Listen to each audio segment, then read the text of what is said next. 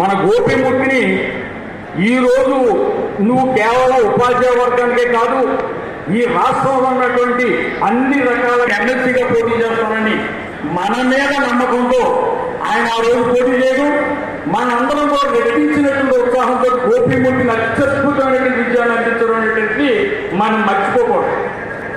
ఈ సంవత్సరాల కాలంలో టైం పాట్ లాంటి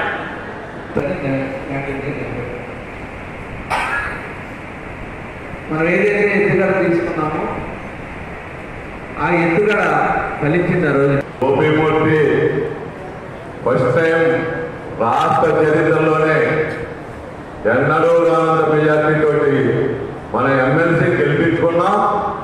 మరి ఈసారి దానికన్నా అత్యధిక మెజార్టీతోటి గోపిమూర్తిని గెలిపించుకుంటామనే విషయాన్ని సమానంగా మీకు తెలియజేస్తాం.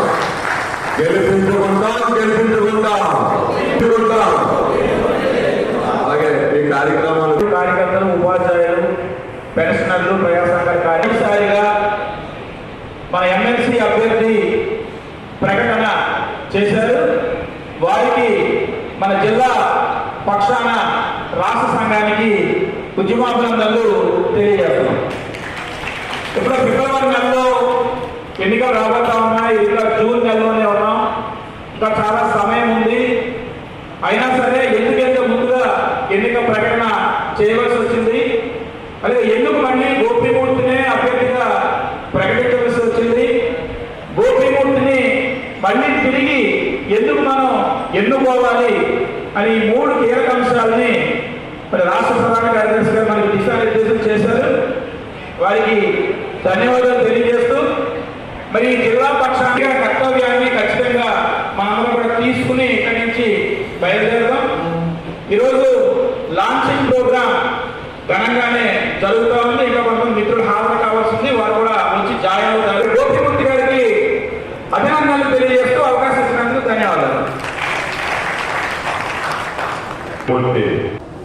ఈ రోజున పాలకులు మారుతున్నా, విధానాలు మారుతున్నాయి తప్ప ఉద్యోగులకి, కార్మికులకి ప్రయోజనాలు లేవు.